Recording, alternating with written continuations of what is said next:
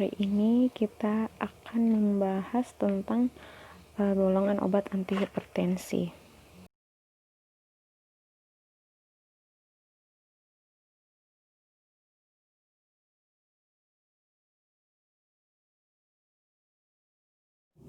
Nah, sebelum kita masuk ke golongan obat antihipertensi, yang pertama tentang hipertensi. Hipertensi itu adalah peningkatan tekanan darah sistolik lebih dari 140 mmHg dan diastolik 90 mmHg pada 2 kali pengukuran dengan selang waktu kurang lebih 5 menit dalam keadaan cukup istirahat atau tenang.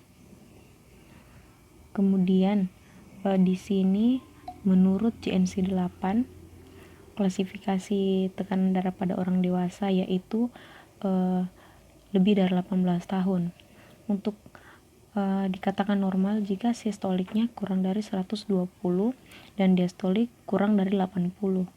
Kemudian yang kedua, prehipertensi, di mana nilai sistolnya itu 120 sampai 139 dan diastolnya 80 sampai 89. Untuk stage 1 140 hingga 159 mmHg dan diastolik 90 sampai 99 mmHg. Untuk stage 2 itu sistolnya lebih dari sama dengan 160 mmHg dan diastolik lebih dari sama dengan 100 mmHg. Di sini saya tidak menggunakan tanda lebih dari sama dengan karena ini dari JNC8 yang saya ketik kembali. Nanti bisa dilihat langsung pada JNC8. Kemudian untuk referensi selanjutnya itu dari ISH 2020 atau International Society of Hypertension yang terbaru 2020. Di sini dikatakan bahwa tekanan darah normal jika sistolnya kurang dari 130 mmHg dan diastol kurang dari 85 mmHg. Kemudian high to normal itu 130, sistolnya 130 hingga 139 mmHg dan diastolnya 85 hingga 89 mmHg. Untuk grade 1 sistolnya 140 hingga 159 mmHg dan diastolnya 90 hingga 99 mmHg. Kemudian untuk grade 2 itu sistolnya lebih dari sama dengan 160 mmHg. Kemudian diastolnya lebih dari sama dengan 100 mmHg. Nah, sekarang masuk di golongan obat antihipertensi. Yang pertama ada ACI atau angiotensin converting enzyme inhibitor.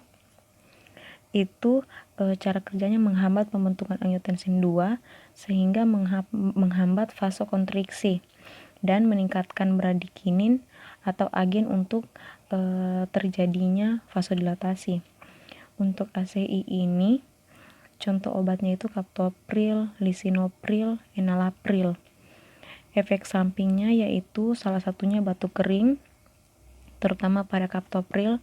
Kemudian untuk cara pemberiannya itu diminum pada saat perut kosong pada pagi hari, serta jika yang sedang mengonsumsi golongan obat ACI ini harus memonitoring nilai BUN dan kreatininnya.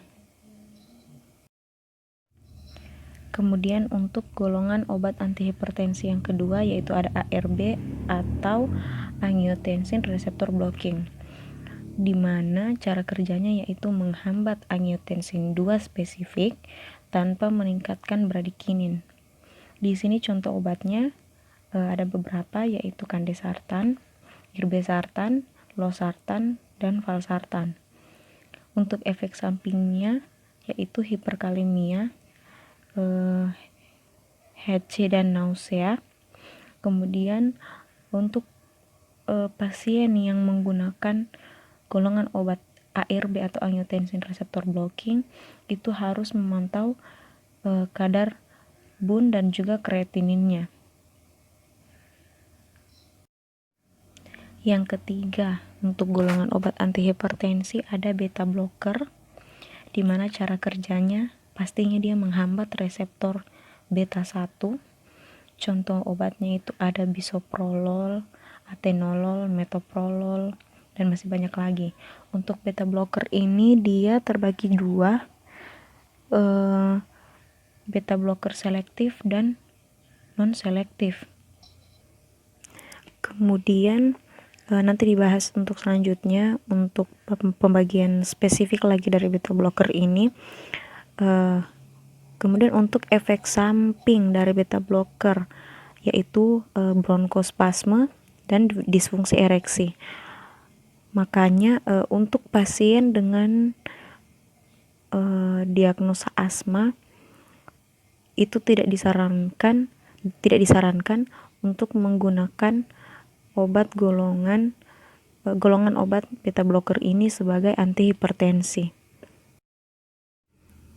Kemudian yang keempat, golongan obat antihipertensi.